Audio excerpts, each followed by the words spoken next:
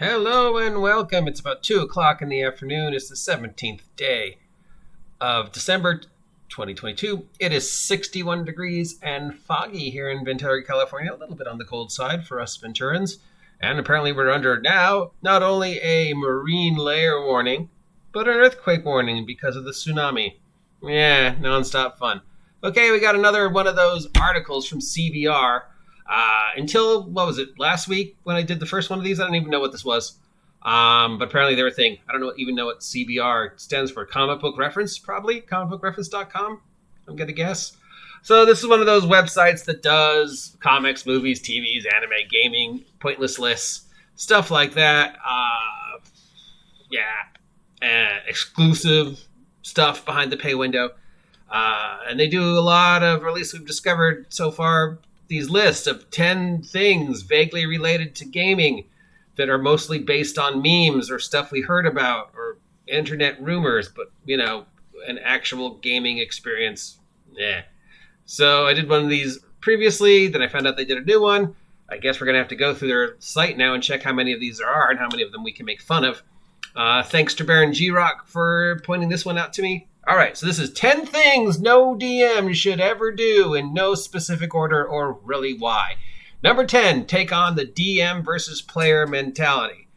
Yeah, 90% of the time, yes, the DM should be impartial. The dice giveth, the dice taketh away. This is what I had planned. Things didn't go the way. You guys did stuff. I did stuff. But yeah, the DM's supposed to be impartial. Because that's what the bad guys are for. My bad guys can be all like, let's get those guys. But I'm supposed to be like, hey, no, I'm impartial, man. You did what you did. This is a cooperative. We're all telling the same story. You did stuff that circumvented my plan. I did stuff that circumvented your plans. But, there have been times when I've made the mistake of going, ah! But it usually ends up blowing up in my face. So really, yeah. I agree with this one. It's not you versus them. It's them versus the world. And you've got plenty of ways to get in their face. And you don't have to, pick on them. Because 9 out of 10 times, the players are their worst enemy anyways, right? Okay, number 9. Don't be afraid to ask players on situations. 70-30. 70% of me disagrees, 30% of me agrees. That's, we talk about this one so many times. Session 0. And then I will go one point further. In addition to session 0, have like a session 5. Or whatever. Where you revisit. Because sometimes what you plan and what you all agreed upon goes a different way. And the thing becomes a completely different story than what you intended it to be. And people are all like, oh no, blah, this. And this was cool. And, oh, can I do this? And it's like, well, we never discussed it. But yeah, but now it's cool. And the DM's like, well, yeah, actually, yeah. This isn't going the direction I wanted to go. But yeah, the new direction you guys have made it is kind of interesting. And there's some questions that have come up that I need to address. So yeah, session 0, then reassess, session 5. And it's always good to ask for input from the players and for the players to ask for input from the DM, usually either before or after the game. It gives the DM an idea of what they're looking for. Maybe there was something I missed that you wanted. Maybe there was an encounter that you wanted to pursue and I wasn't paying attention because I was talking to that guy over there. Then you can bring it up. Maybe there's a rule I got wrong and you want to discuss it afterwards. Remember, the DM's always correct, but the DM is not always right. So don't be afraid to ask players' opinions on situations. No, they don't have the right to nitpick every situation and tell you, oh, no, you need to rewrite that scene because no. But you should have a general understanding of open communication. And if there's something that comes up that needs to be discussed, that's what, again, session 0, maybe a session 5. And there's always time before or after the game to go, give and take. But at the end of the day, it's your world, it's your game, it's your story. They're taking part in your story. As somebody once said, you've given them the paint and the brush, but you present the canvas. Or something like that. That was way more clever when that person said it. Do not railroad players to take away their agency. I don't even know what that means.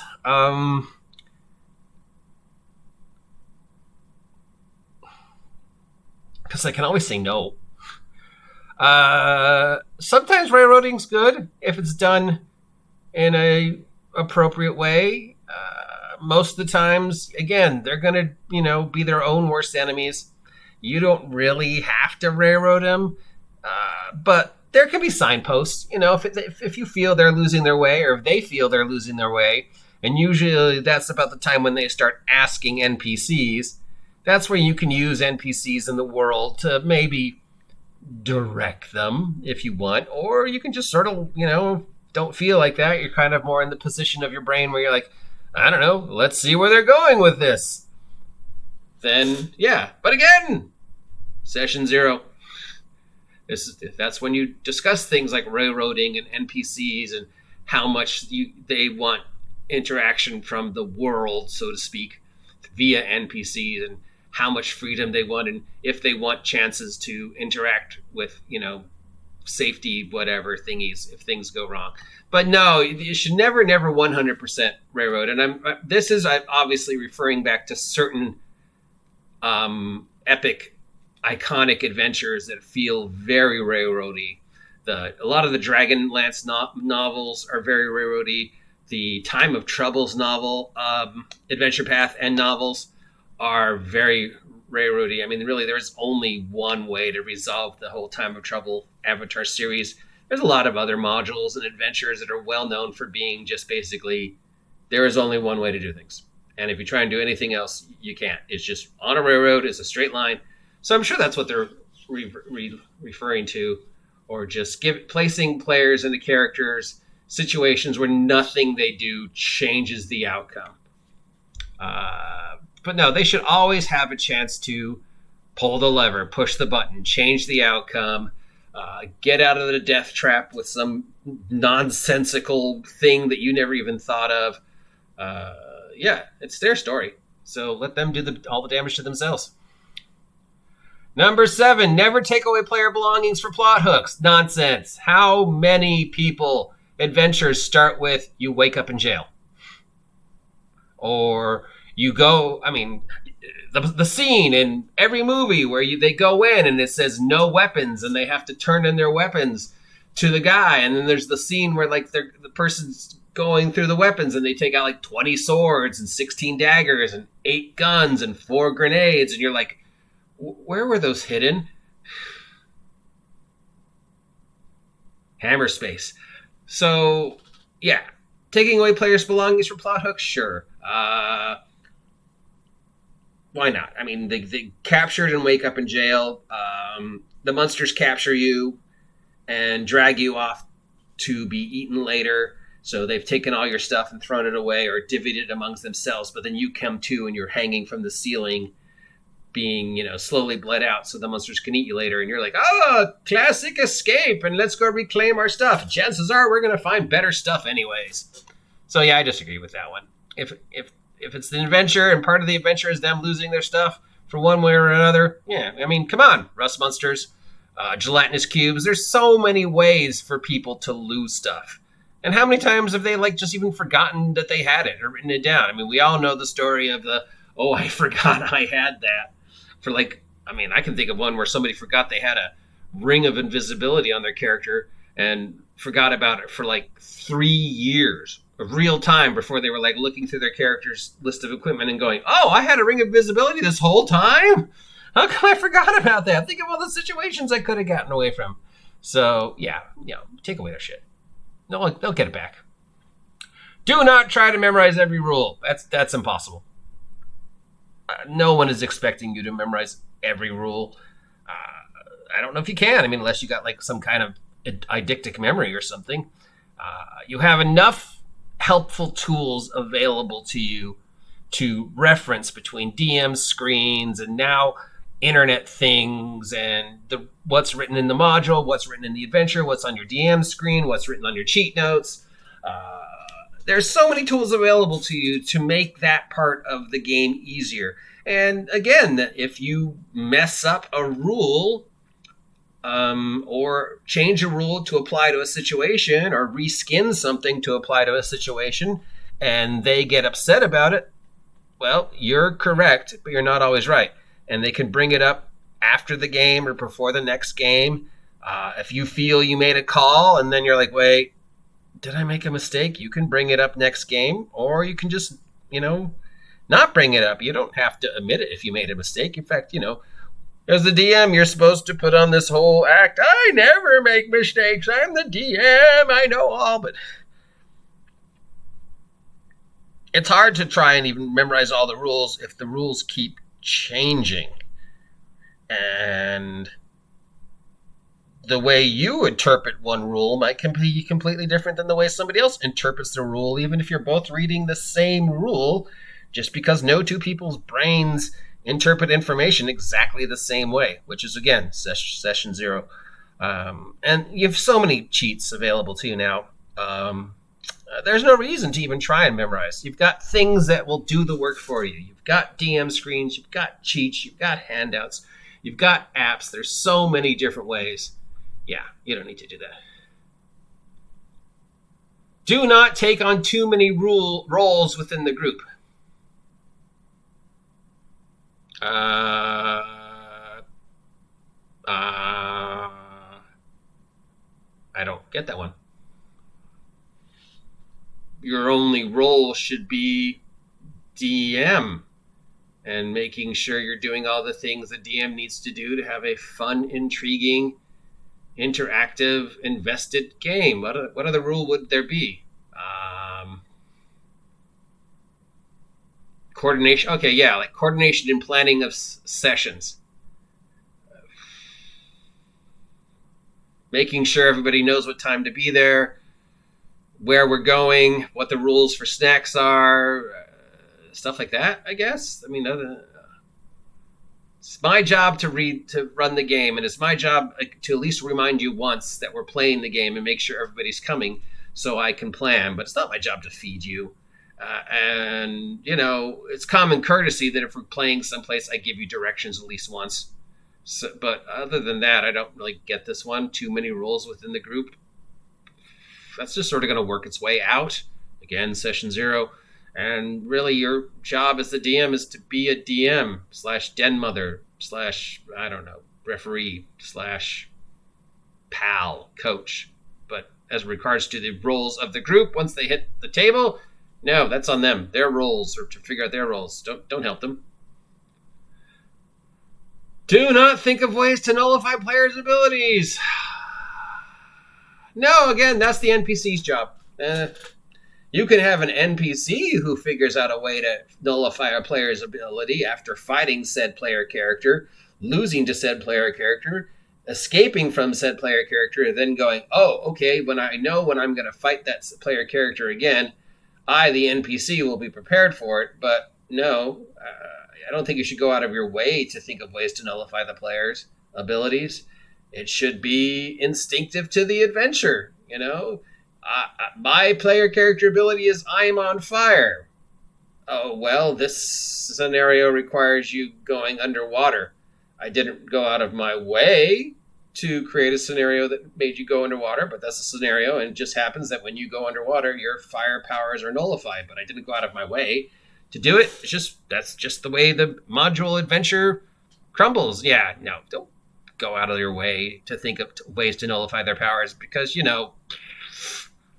it's just going to be a constant battle of one-upmanship if you get into that mindset. Oh, I'm going to do this. And then they'll be like, well, I'm going to do that. And they're going to be like, okay, well, since you did that, I'm going to do this and that. And they're going to be like, oh, okay, well, since you did that, I'm going to do this. Yeah, it's just, no, it's too frustrating. Just let things happen naturally. And if they find out, have a selection of abilities and powers that circumvent your encounter, don't get upset. Just know for next time, okay, and figure out, well, does it make sense or not? The Liamon's Teeny Hut is a perfect example, and the player character is using Liamon's Teeny Hut as a temporary dome of invulnerability. And the first time you read it, you're like, shit, this thing literally is completely invulnerable. But then you read it again and you go, oh, wait. Then you got to go, well, yeah, would my NPC know that? So, yeah, don't go out of your way. Obviously, if you have a reoccurring NPC villain, they might figure out ways to circumvent the player's abilities, and that would make sense to the story. But yeah, I think this goes back to the first rule. It's not you versus them.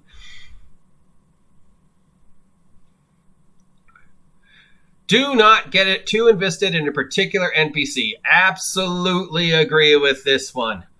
Oh my God, have I seen that happen so many times. When DMs fall in love with an NPC, or you run into NPCs that are personifications of the DM in the world, and you're like, oh, well, that's glad that NPC can do all these things that nobody else can. Yeah, no.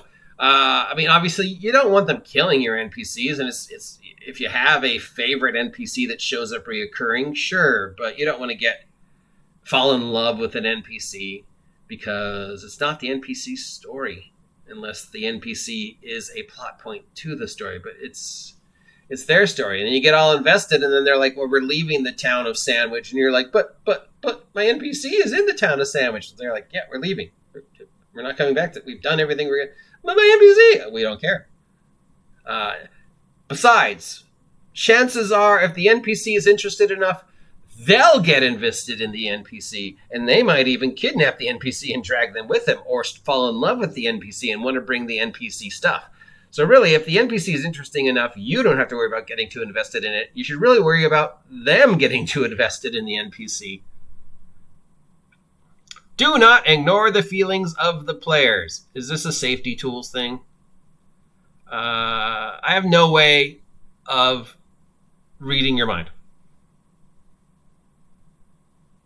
So if you don't tell me, I have no idea. So if a DM says something or does something that does something to upset you, that's how could they know? I mean, if somebody starts crying in the middle of your game or gets up and has a temper tantrum, that might be a clue. But again, this goes sort of back to the impartialism. It's like when I'm DMing, I'm just DMing, and I'm supposed to be empathetic of what's going on at the table, but I have no way of calculating all the possible thoughts that are firing through the neurons of all the people at the table every possible second of every scenario, of every situation I'm running for that 3 to 4 hour stuff. So if somebody gets upset, I might miss it. A DM might miss it. Or, I mean, you shouldn't go out of your way to be a jerk to your players unless that's your DM style, and we do know DMs who do that, or try and push your players' characters' feelings, or push their buttons to incite a response. I mean, there are DMs who do that, and some who are incredibly good at it, and others who are just fucking trolls. But yeah, no. And again, session 0, and again, moments after the game to discuss things, but then you can go, hey, DM, that situation with where my thing happened really upset me. Okay, I understand that we can talk about that, and but again, this is a game, and this is going to happen in the game, and if these situations continue to upset you, then, there's either going to have to be a workaround, or we're going to have to find another way for you to invest in the game, or we're going to have to find another game that doesn't upset you. And, I don't want to lose you, but yeah, I'm not going to change the way I've run too much.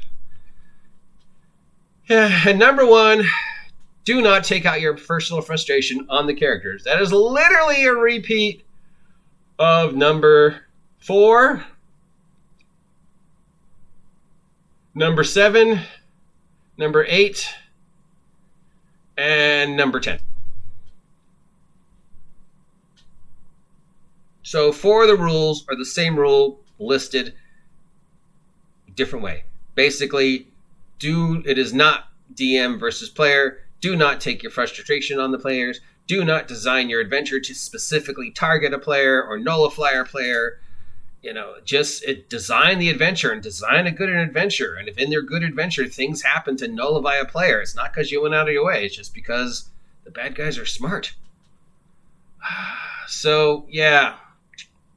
Much like the previous one, this seems to be mostly just a bunch of memes or generic complaints that this individual turned into an actual list of nothingness. I don't even get number 2, ignore the player's feelings.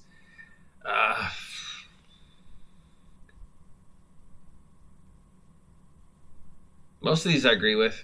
Don't take out your, number 10, agree. Number 9, disagree. Number 8, agree. Number 7, disagree. Number 6, agree. Number 5, agree. Number 4, agree. Number 3, agree. Number 2, I don't even understand what you mean. And number 1, agree. Yeah. These are dumb. But there they are. And when we don't have rules or news or things to complain about, we do lists because it's that time of the year where everybody comes up with their lists because there's nothing else really going on yet in the gaming world. So until the new controversy rears its ugly head for us to talk about for the next 6 months, we've got lists. And this list was 10 things no DM should ever do, most of which were the exact same thing. Thank you, CBR. Thank you, Jared King.